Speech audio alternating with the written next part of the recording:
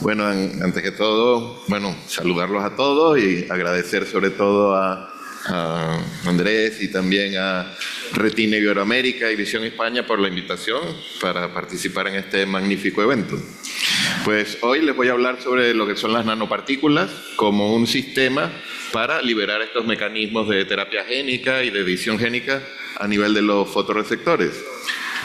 Bueno, sabemos que simplemente la ceguera no distingue, no discrimina ni por edad, ni por sexo, ni por grupo etario.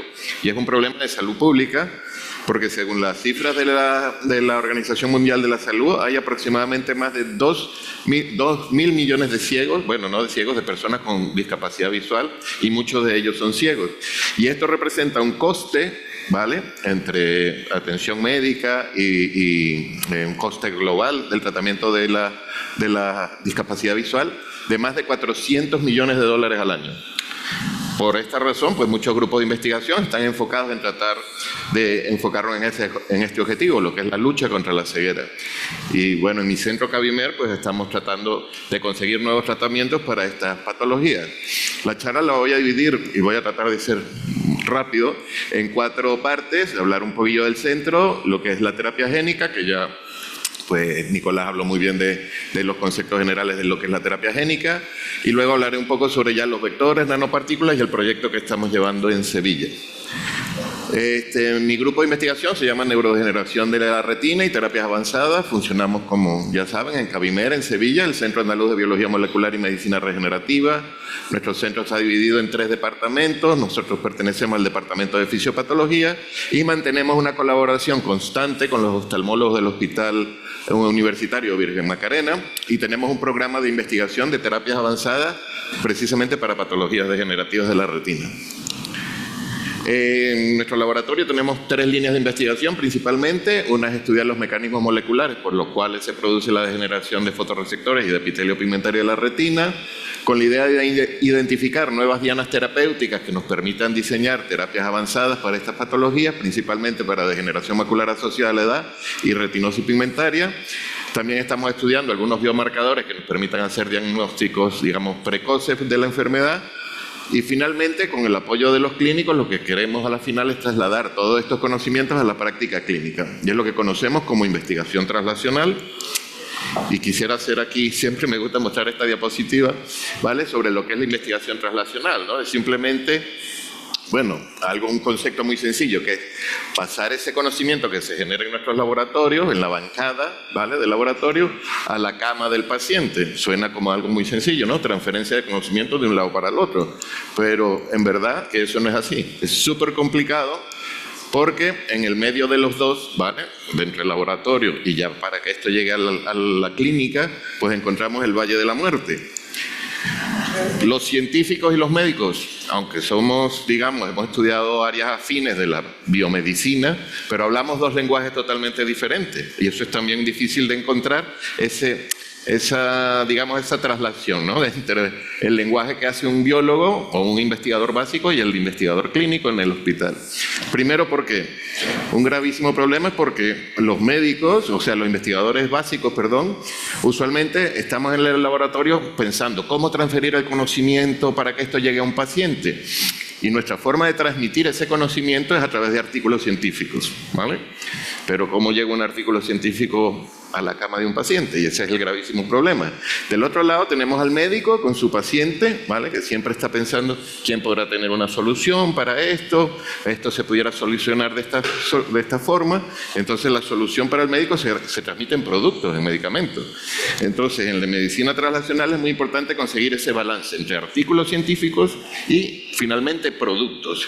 Pero para conseguir un producto sanitario, un medicamento, pues hay que cubrir una serie de etapas que usted las conoce muy bien, y eso requiere, por supuesto, primero de un equipo multidisciplinario, requiere de proyectos de investigación y mucho dinero, ¿vale? La inversión para llevar un medicamento finalmente a un ensayo clínico es mucho dinero el que se invierte, y se necesita apoyo tanto del sector público. En las primeras fases del desarrollo de un medicamento generalmente se logra con dinero público, pero luego para que eso pueda pasar a la clínica, pues se necesita el apoyo también de otras instituciones, de empresas privadas, de Big Pharma, para que pueda pasar a la clínica. Y una cosa que es muy importante, y aquí es donde quiero resaltar, que ese flujo de información no es solo de la bancada al médico o a la cama del paciente, tiene que ser bidireccional, ¿vale? Siempre bidireccional, y en esta ecuación una de las cosas más importantes son los pacientes, ¿vale? Los pacientes tienen que ser parte que se integren en forma activa en los mismos desarrollos de medicamentos, porque al final el problema es de ustedes, y ustedes son el usuario final de lo que nosotros hacemos, ¿vale? Y conocer su opinión, conocer sus dudas, conocer todo lo que ustedes quieren transmitir, sus problemas para los científicos nos enriquece, porque nos hace dar valor a lo que hacemos, ¿vale? Y al clínico también le da mucho valor, porque el clínico comprende el problema y él mismo con su conocimiento trata de buscar una solución. Entonces, en esta ecuación es muy importante que estemos todos juntos, ¿vale? Tanto pacientes, médicos e investigadores básicos. Y ahí las asociaciones de pacientes pues juegan un rol fundamental, pues ya nos tienen aquí a todos reunidos, ¿vale? Y eso es una cosa que se agradece muchísimo. O sea, agradecidos somos nosotros. Muy bien. Ahora hablemos de lo que es una terapia avanzada. Todos decimos terapias avanzadas. ¿Qué son las terapias avanzadas? Pues el concepto es muy sencillo. Y más que un concepto es lo que es. O sea, las tres partes que conforman las terapias avanzadas, que son, por supuesto, la terapia celular, ¿vale? Reemplazo de células, la terapia génica y la ingeniería de tejido, que puede combinar tanto, es una terapia celular pero un poco más compleja, ¿no? Donde ya no se introduce un solo tipo de célula, sino esa célula puede ir incorporada en una matriz, pero a la final es un tipo de terapia celular un poco más avanzada. Y hoy pues vamos a enfocarnos un poco a hablar de lo que es la terapia génica. Como lo explicó muy bien Nicolás, cada tipo de terapia avanzada pues tiene una aplicación específica dependiendo de la evolución del paciente, de la evolución de la muerte de los fotorreceptores o del epitelio pigmentario de la retina. Y en el caso de terapia génica, pues su fase de aplicación es cuando todavía hay fotorreceptores o epitelio pigmentario de la retina y en algunos casos pudiera estar un poco más avanzada, ¿no? Porque también podemos hacer terapia génica para preservar conos, ¿vale? Puede ser el caso de que ya hemos perdido mucho los bastones, nos quedan conos, incluso ahí se puede hacer un tipo de terapia génica que les voy a explicar más adelante.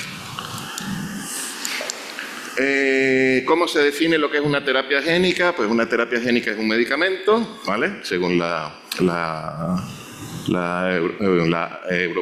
Agencia Europea de Medicamentos, ¿vale? Un medicamento como tal, en el cual se trata de introducir un material genético, ¿vale? Para que tenga un efecto terapéutico, no solo terapéutico, sino que también puede servir diagnóstico o profiláctico.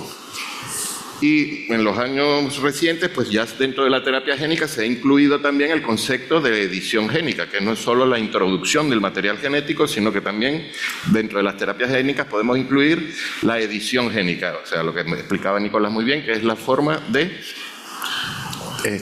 eliminar la mutación, ¿vale? ¿Cómo se introduce ese material genético a la célula? Pues para eso se usan vectores, usualmente son vectores virales, ¿vale? Que tienen la capacidad de infectar a una célula humana, pero pierden la capacidad de duplicarse el virus. Como decía Nicolás, también lo explicaba muy bien. Es simplemente usamos la cobertura de ese virus, la superficie, para que pueda infectar una célula y llevar el material genético. Una vez dentro de la célula, ese material genético es liberado y pasa al núcleo, donde comienza la producción de ARN mensajero y todas las proteínas, ¿vale? Hoy en día, también usando este tipo de vectores, podemos introducir maquinaria que nos va a permitir hacer la edición génica dentro del núcleo. Existen dos tipos de terapia génica. Una es la terapia génica que conocemos como in vivo, que es la de Luxturna, que se hace directamente en el órgano diana, ¿vale? En el ojo. Pero existe otro tipo de terapia génica que también se conoce como ex vivo, que se sacan la sangre o muestras de células del paciente. Estas células se ponen a cultivar, se hace la edición génica sobre estas células y luego esas células se pueden reintroducir nuevamente a los pacientes, ¿vale? Este tipo de terapia se está utilizando mucho en anemias, ¿vale? Anemia de Fanconi, donde se logra editar las células hematopoyéticas y se vuelven a introducir al paciente. ¿Pudiera tener una aplicación en futuro, quizás para la terapia celular en retinopatías? Sí, posiblemente podamos obtener células IPS, ¿verdad? Las células pluripotentes, que ya explicaré un poco sobre ello. También hacer la edición de los fotorreceptores hacer, digamos, la edición de la mutación, perdón, diferenciar a fotorreceptores y reintroducir esas células del mismo paciente corregidas genéticamente, pero afuera. Es algo que es factible, pero que todavía está a unos cuantos años para que tenga algún desarrollo clínico futuro. También Nicolás explicó que hay varios tipos de terapia génica, ¿vale? No me voy a detener mucho acá. Una es la terapia génica que llamamos terapia génica de sobreexpresión, ¿ok? Que simplemente consiste en introducir una copia normal del gen para producir una proteína que está disminuida. Tenemos la terapia génica que consiste en hacer edición génica, donde eliminamos la mutación y se coloca, digamos, la secuencia normal de bases. Luego tenemos lo que explicó también Nicolás sobre cuando la proteína es defectuosa, es tóxica, pues lo que queremos ir es eliminar el ARN mensajero que produce esa proteína tóxica. Eso también lo podemos hacer con ARN de interferencia. También lo pudiéramos hacer a través de CRISPR también. Y esta es otra terapia génica que se llama terapia génica reguladora, ¿vale? Y consiste en que no actuamos directamente sobre el gen que está mutado, sino sobre genes que regulan a ese gen, ¿vale? Que están por encima de él, que regulan su expresión, ¿vale? Podemos aumentar la expresión, disminuir la expresión con otro gen que no es el mismo donde está la mutación, o podemos introducir ciertos genes que mejoran la función de la célula, por lo menos genes que mejoren la actividad antiestrés oxidativo de la célula, como factores tróficos, genes que actúen sobre autofagia. Todo esto también se puede hacer con terapia génica actualmente. Y hablando un poco de la historia, ¿cuándo inició la terapia génica? Bueno, ustedes saben que la terapia génica, se inicia a partir, en la parte ocular, más o menos en el año de 1994, se empiezan a estudiar vectores virales para tratar de transfectar modelos animales de retinosis. En el 96 ya se transfecta el primer ratón RD10 con vectores virales, tipo adenovirus, y ya a partir del 97 se empiezan a estudiar los vectores que se llaman, como ustedes los conocen, los deben haber escuchado muy bien, los AAV, o adenoasociados, virus adenoasociados, ¿vale? En la mayoría de los ensayos clínicos se está usando este tipo de vector actualmente. Luego sabemos que ya a partir del año 2017 se aprobó el primer ensayo clínico utilizando este tipo de vectores para RP65, para Luxturna, el producto Luxturna, y actualmente hay más de 60 ensayos clínicos que se han hecho, desde un principio en terapia génica para patologías oculares. Ya se están iniciando, como mencionó también Nicolás, los primeros ensayos clínicos utilizando CRISPR, ¿vale?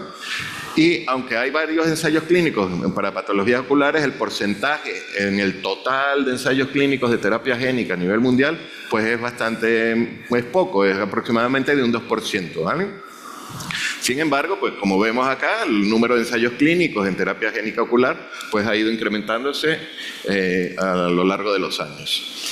La mayoría de los ensayos clínicos que hay actualmente utilizan como vector el virus adenoasociados, ¿vale?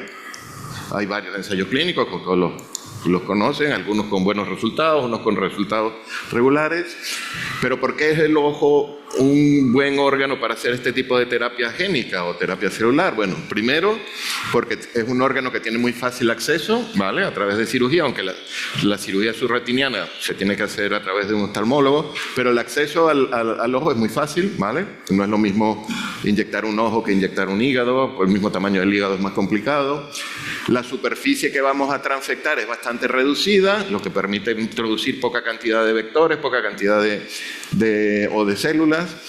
Tenemos una barrera que protege el ojo, evita que lo que está en el ojo o que las respuestas de las células inmunes lleguen a la retina. Pues eso le da cierta protección, evitando que el virus, el vector viral, se esparza por el resto del organismo.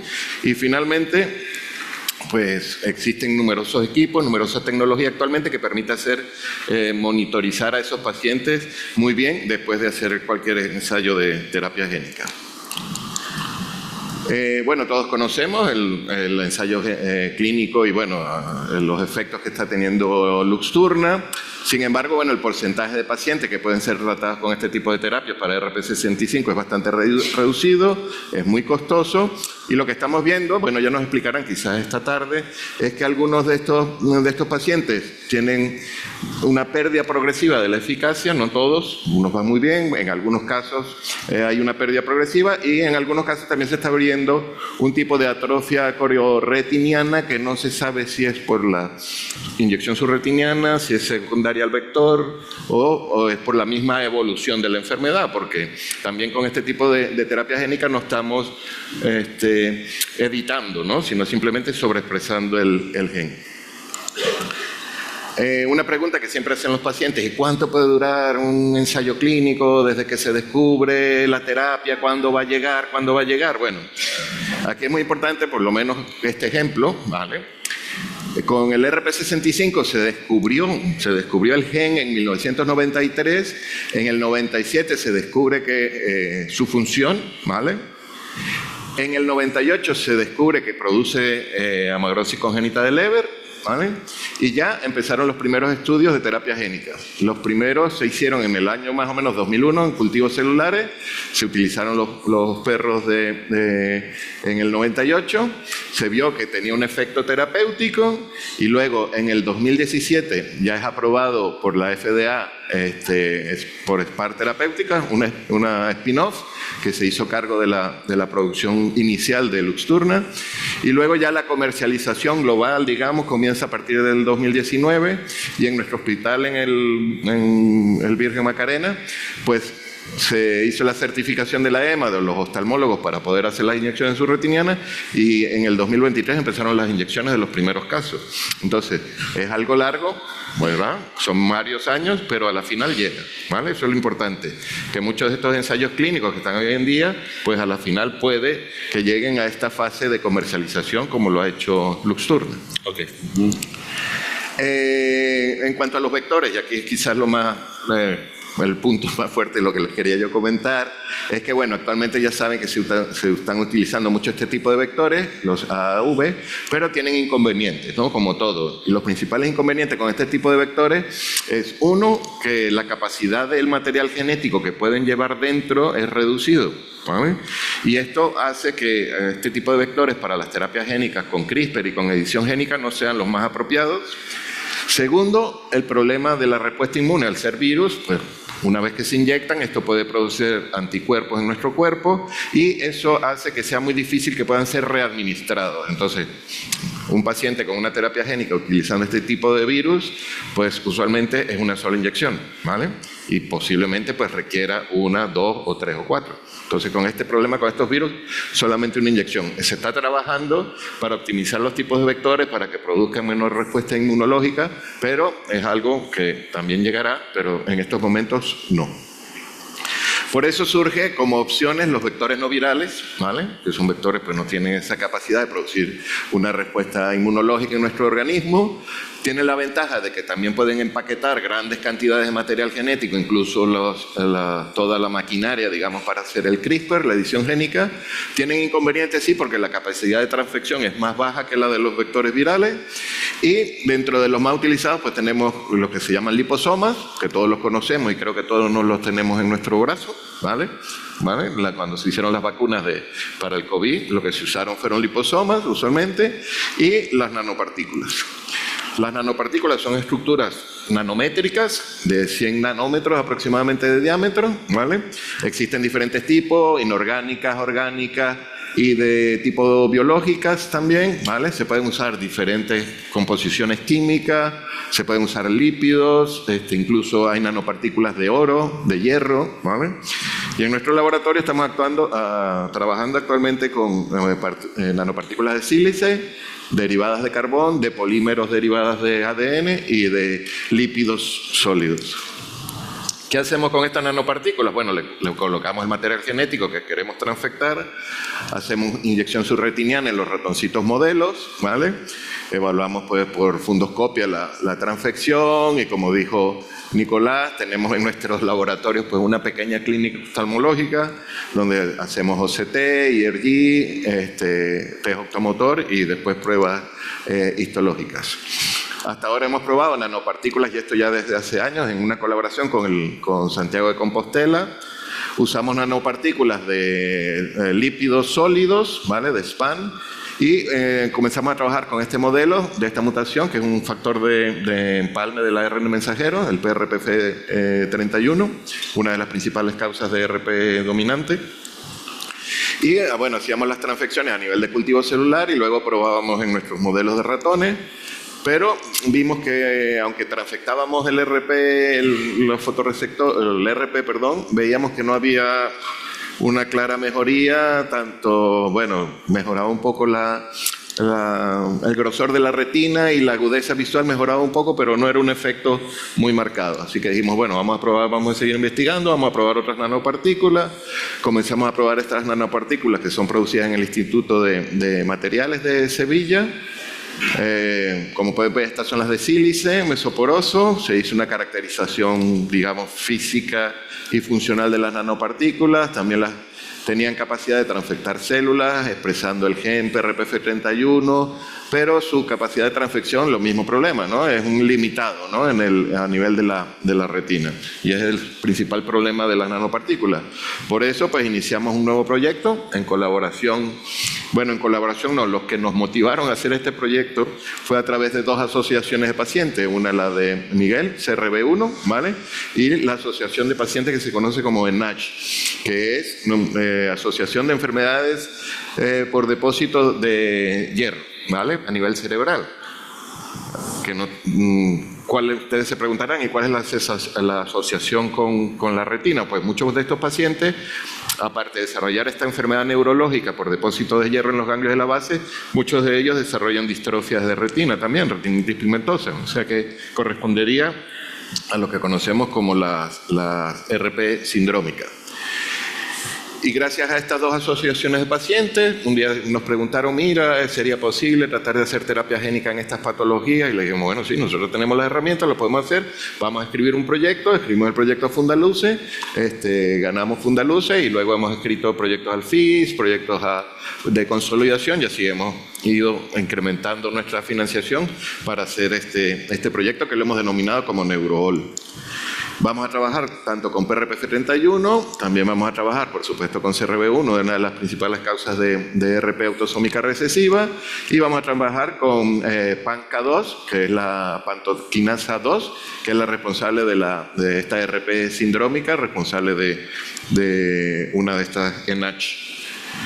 Tenemos varios retos con estos tres genes. Primero, PRPF31. Hemos descubierto en el laboratorio que se expresa principalmente a nivel del epitelio pigmentario de la retina, no solo en los modelos de ratones, sino también en humanos, no en los fotorreceptores. Parece que la degeneración se inicia a nivel del RP.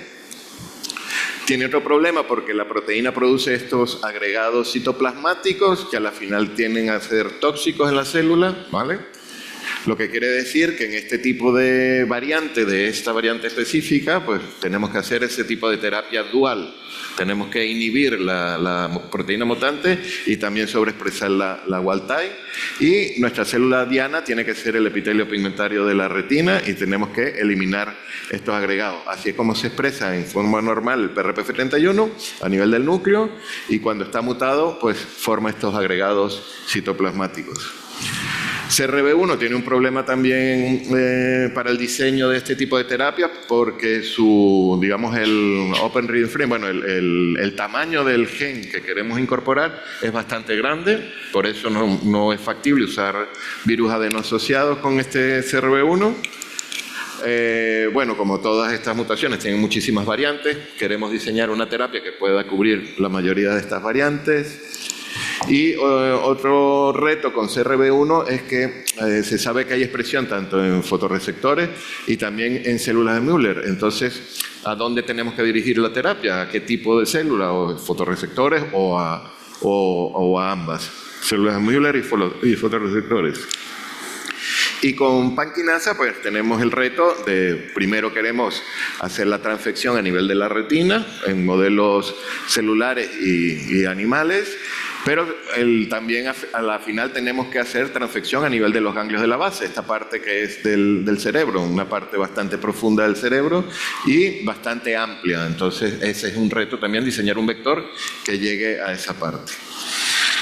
Entonces, estos son nuestros objetivos en el diseño de esas nanopartículas para la liberación de genes, bueno, que permita la entrega de genes grandes, que no sean factibles con virus adenoasociados, que no tenga una respuesta inmunitaria y que permita la readministración. Esto yo creo que es lo más básico, que podamos demostrar que con nuestras nanopartículas podemos hacer 1, 2 o 3 inyecciones de terapia génica, que permita la liberación de genes, no solo de genes, sino también de sistemas CRISPR, que pueda infectar o transfectar diferentes grupos celulares, tanto neuronas como fotorreceptores, mínimamente invasiva y que sirva tanto para terapias oculares como para terapias del sistema nervioso central.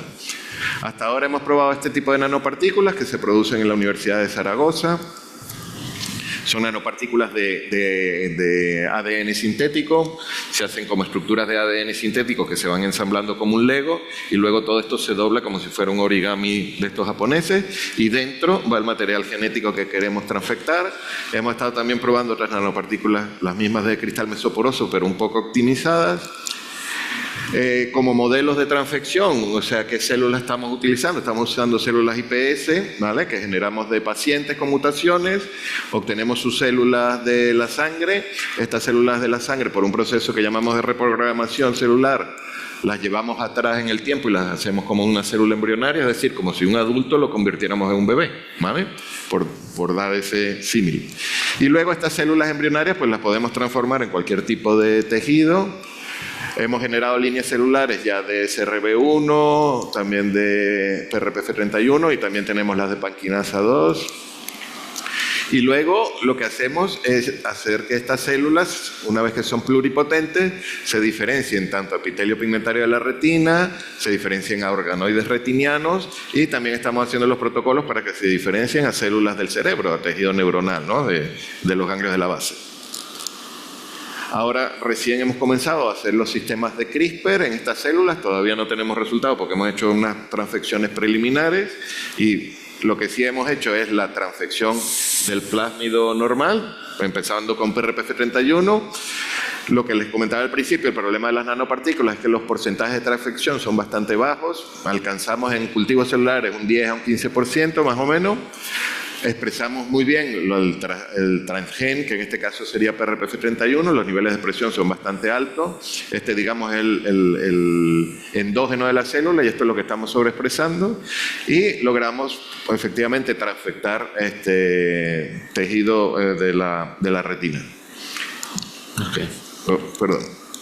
Mi mensaje para llevar a casa, o mi conclusión, es que, bueno, que como vemos, las terapias génicas pues sí están dando sus frutos, ¿vale? Es una terapia que se están viendo que son seguras, efectivas. En algunas, bueno, la efectividad todavía no está muy bien demostrada. Importante, hay posibilidades de hacer vectores más eficaces, de vectores que permitan readministración, pero se necesita más investigación. Pero todo es simplemente cuestión de tiempo, que llegará en su momento en que este tipo de terapias pues ya se comercialicen de una forma como igual que Luxturna. Bueno, quería agradecer, por supuesto, a todo el equipo multidisciplinario que trabajamos en Cabimer, a la doctora Silvia Hernández que trabaja en el INMA, el Instituto de Nanociencias y Materiales de Aragón, a Elena también que está aportándonos nanopartículas de la Universidad de Málaga, y Arantxa, que es la que también nos aporta nanopartículas del Instituto de Ciencias de los Materiales de Sevilla. Y finalmente quería hacerles a todos una invitación, ¿vale? La semana pasada fue aprobada una acción COS, ¿vale? Ya les explico lo que es, de investigación en retina. La llamamos Retina for Future. Las acciones COS son fondos europeos que se dan para crear redes de colaboración a nivel europeo en diferentes áreas científicas o tecnológicas, y esta creo que es la primera red que se aprueba para retina, ¿vale? Hasta ahora estamos incluidos en esta red 67 grupos de investigación de 23 países, con 11 asociaciones de pacientes y 7 empresas. Pero la idea es que esto siga creciendo y se siguen incorporando nuevas asociaciones de pacientes, nuevos investigadores, nuevas empresas para tratar de crear simplemente una red de colaboración, para tratar de que todo este tipo de terapias avanzadas, nuevos medicamentos, pues lleguen más fácil, más rápido a los pacientes. Entonces, a partir del 12 de junio, ¿vale? Quedará abierto el plazo, digamos, para los que estén interesados en inscribirse en esta red, ¿vale? Esta es la dirección donde pueden acceder a la acción COS, ¿vale? Este es el número de nuestra acción COS, 24105, ¿vale? Y si tienen alguna duda, pues me pueden consultar a mi correo, ¿vale? Pues muchísimas gracias. Gracias, Frank. Y a la hora. Gracias. ¿Preguntas? Vamos a ver si hay tiempo. Sí, muchas gracias al doctor Fran Díaz Corrales y bueno, pues lo que siempre es importante tener alternativas, ¿no? Cuando por alguna circunstancia los adenovirus, siéntate si quieres. Vale. Sí. Tenemos dificultades con los adenovirus, que tengamos alternativas como pueden ser las partículas. Llevamos un poquito de retraso, como unos 35 minutos. ¿Sí? Wow. Pero yo creo que es importante que tengamos la oportunidad de conocer toda esta realidad y un poco insistir en la necesidad de la colaboración, ¿no? De que ganarle la partida a la ceguera, ¿no? La lucha contra la ceguera, la búsqueda de soluciones para las enfermedades hereditarias de la retina y los problemas visuales necesita de la colaboración de todos. De todos. Y por supuesto, Gustavo, no podemos olvidarnos de las entidades que también nos están apoyando, ¿no? Que nos están apoyando y que gracias a ellos también es posible que estemos aquí todos, ¿no? Así que muchas gracias, agradecer a Multiópticas, por supuesto, al Laboratorio Bayer, también, Laboratorio Roche, sí, y a nuestros amigos de JJ. Punto dis, a Teatro Inclusivo. Yape. Bueno, especialmente agradecer que tenemos con nosotros también a Charo de Multiópticas y a Susana de Roche acompañándonos toda la mañana. Exacto. Y que yo les agradezco especialmente su participación hoy aquí. Y aprovechamos también de saludar a que está con nosotros el presidente de la Comisión de Salud, por supuesto, de la Cámara de Representantes de Puerto Rico, el señor Gabriel Rodríguez. Así que un aplauso para él que está con nosotros. Vino especialmente a aprender y acompañarnos y además quedó como mi jefe de campaña, así que... Ok. Bueno, si os parece, vamos a hacer una pregunta. Si alguien tiene una pregunta, una. Por ahí. Cortita. Ángela, creo, dijo Eu. Eu tinha duas perguntas, mas o doutor já respondeu a segunda. Necesitaremos a lo mejor el apoyo de Ricardo Vamos a ver si... o de Laura para la traducción. Aqui, já estou com o microfone. Certo. Doutor Francisco, como as nanopartículas podem representar uma alternativa mais segura e eficaz na entrega de terapias genéticas ou medicamentosas para doenças hereditárias da retina, especialmente